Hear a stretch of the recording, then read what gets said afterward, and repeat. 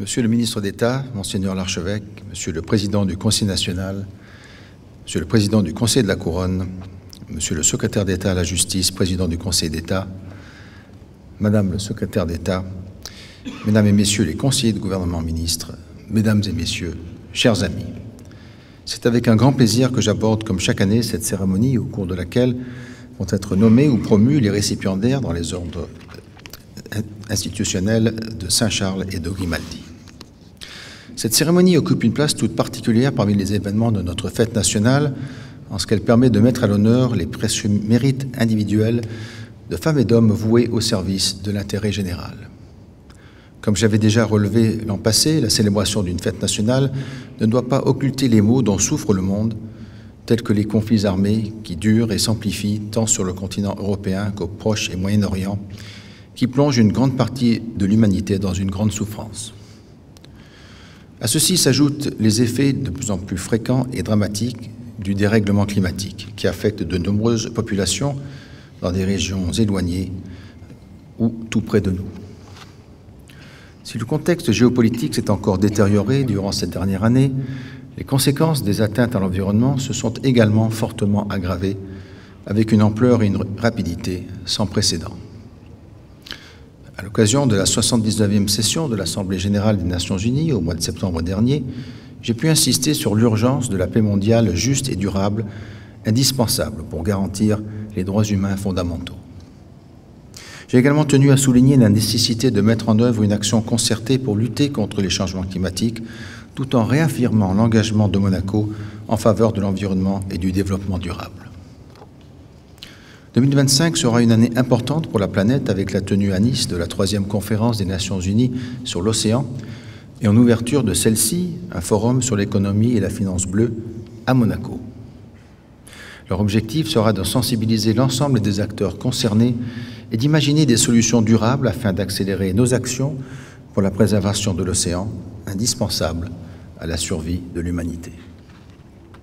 Notre avenir et celui de nos enfants ne peut également se concevoir sans redoubler d'efforts afin de promouvoir les droits des femmes et des filles à travers le monde et de parvenir enfin à leur réelle inclusion. Aussi demeure-t-il plus que jamais impératif de trouver le bon équilibre entre un pessimisme qui amènerait à perdre tout espoir et un optimisme qui laisserait penser que tout va s'arranger avec le temps, ces deux travers conduisant à légitimer l'inaction. Il est pourtant plus que jamais essentiel de croire dans un futur porteur d'opportunités et d'agir avec conviction pour le construire. Célébrer notre fête nationale, c'est justement le moyen pour notre communauté d'affirmer qu'elle demeure confiante dans son avenir. Cette confiance, qui marque l'histoire de la principauté de Monaco, s'appuie sur les bases solides que constituent les institutions de notre monarchie constitutionnelle. Chacune et chacun d'entre vous, en votre qualité de serviteur de l'État ou de représentant de la société civile, êtes l'illustration de cette volonté d'agir avec détermination et humanisme. Votre engagement en faveur du bien public va être distingué en cette fin d'après-midi pour vous remercier, mais surtout vous encourager à persévérer dans cette voie. Puisse votre exemple également inspirer d'autres personnes et créer un effet d'entraînement bénéfique à la communauté monégasque tout entière. J'adresse à vous tous et toutes mes très sincères félicitations et mes vœux d'excellente fête nationale. Je vous remercie.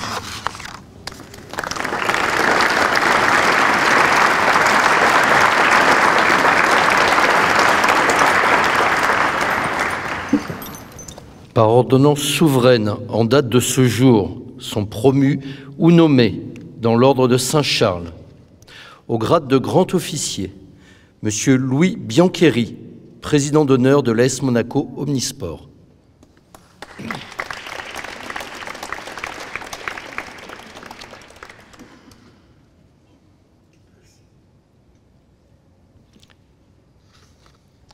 M. Guy Magnan, ancien président de la Commission de contrôle des informations nominatives.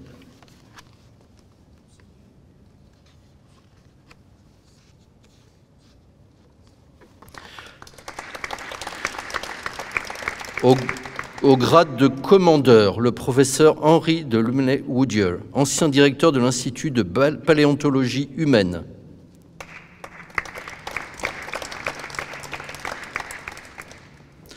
Son Excellence Enrique de Polignac Mascarenhas de Barros, ambassadeur de Monaco au Portugal.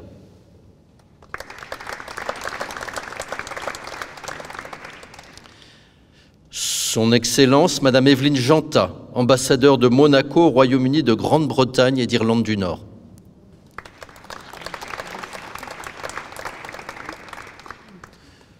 Monsieur Michel Gramalia, président du Tribunal du Travail.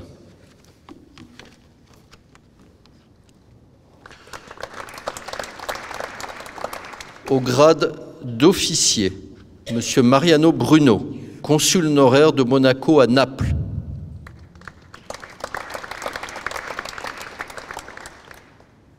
Monsieur Robert Calcagno, directeur général de l'Institut océanographique, Fondation Albert Ier, Prince de Monaco. Madame Marina Cessac, haut-commissaire à la protection des droits, des libertés et de la médiation. Monsieur Marc Costa, administrateur de société.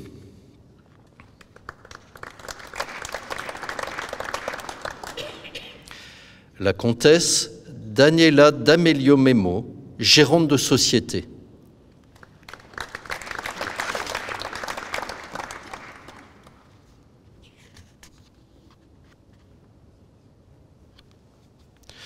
Monsieur Günther Flegg, consul honoraire de Monaco à Stuttgart.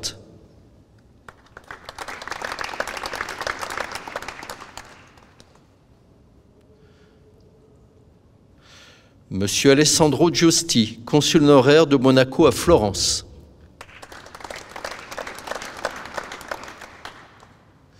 Le professeur Patrick Rampal, professeur en médecine, président du conseil d'administration du Centre scientifique de Monaco. Monsieur Xavier Roncin, conseiller justice auprès de la présidence de la République française. Monsieur Roland Veil, vice-président et membre du conseil d'administration de la Société nautique de Monaco.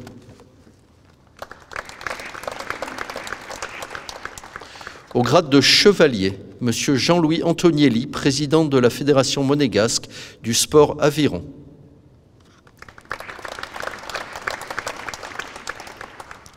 Monsieur Sébastien Biancheri, conseiller à la Cour d'appel de Monaco. Le professeur Antje Boetius, directrice de l'Alfred Wegener Institute.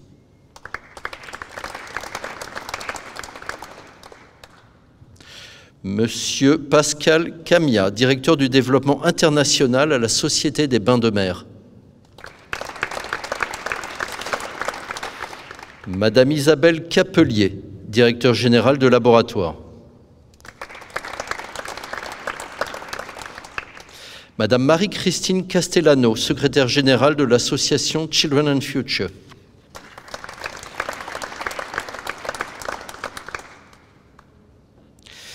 Madame Corinne Covin, chargée de mission, département de l'équipement, de l'environnement et de l'urbanisme.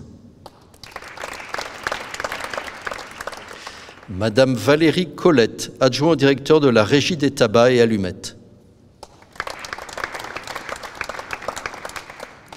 Le docteur Elisabeth Kopelovici, médecin conseil chef à la Caisse de compensation des services sociaux de Monaco. Monsieur Héribert Dill, membre du club allemand international.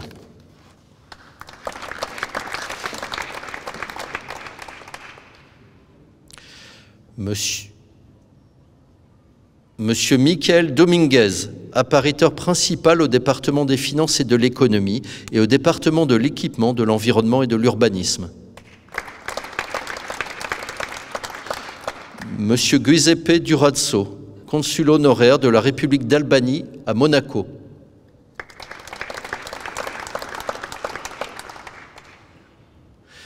Madame Béatrice Fresco-Rolfo, conseiller national.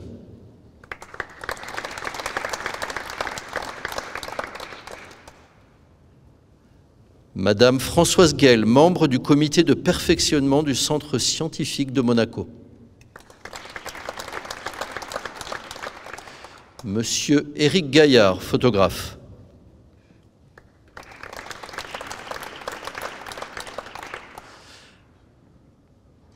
Madame Fabienne Ghettolini, directrice juridique et financière au Grimaldi Forum.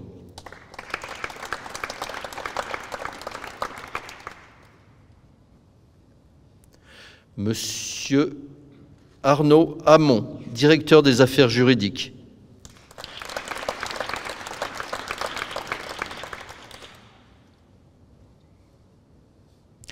Monsieur Frédéric Kapler, directeur adjoint de la prospective, de l'urbanisme et de la mobilité. Monsieur Franck Lobonneau, conseiller national.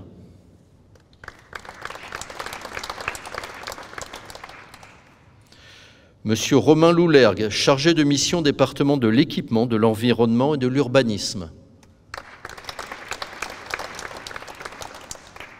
Monsieur Denis Macario, président de la Fondation Flavien.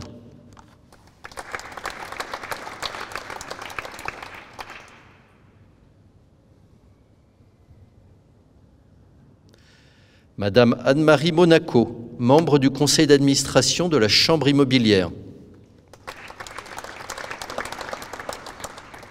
Monsieur Christian Moore, chef d'entreprise.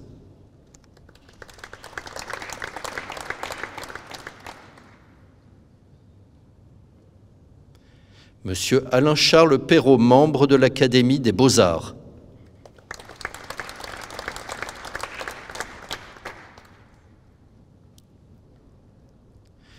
Monsieur Patrick Raymond, architecte.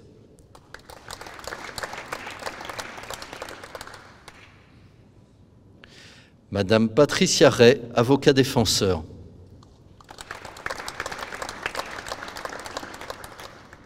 Le docteur Gaël Sauzer, docteur en médecine.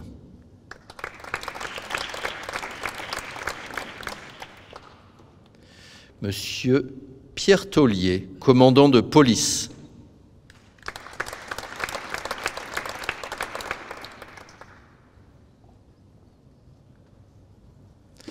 Madame Sophie Vincent, directrice des ressources humaines à la Société des Bains de Mer.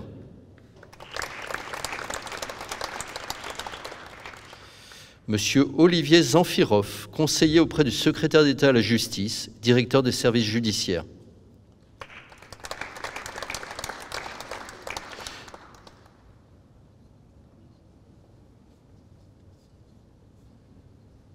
Monsieur Hervé Zorniotti, adjoint au directeur de la communication.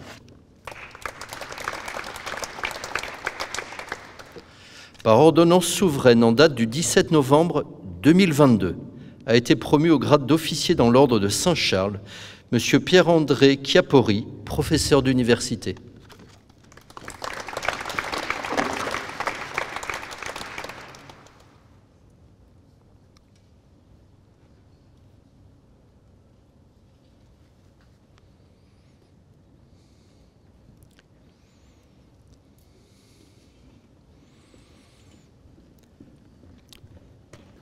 Par ordonnance souveraine en date de ce jour, sont promus ou nommés dans l'ordre des Grimaldi, au grade d'officier, M. Stéphane Bern, écrivain, journaliste.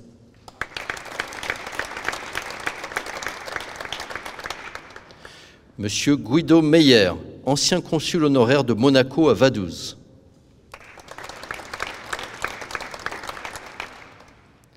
Au grade de chevalier, M. Jean Boucaru, huissier au cabinet de SS Le Prince.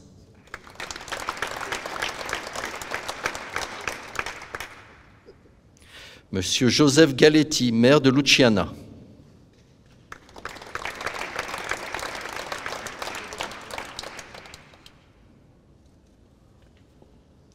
Monsieur Pierre-Yves Morandon, chargé d'inventaire aux archives et à la bibliothèque du Palais Princier. Monsieur Mathieu Rebaudot, directeur du service informatique du Palais Princier.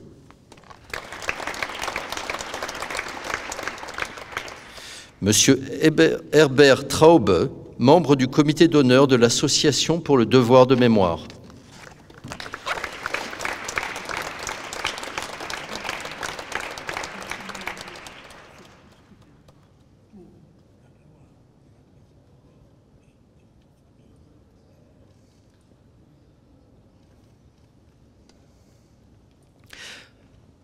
Par ordonnance souveraine en date du 17 novembre 2022, a été promu au grade de grand officier dans l'ordre des Grimaldi, M. Serge Klarsfeld, avocat, historien et écrivain.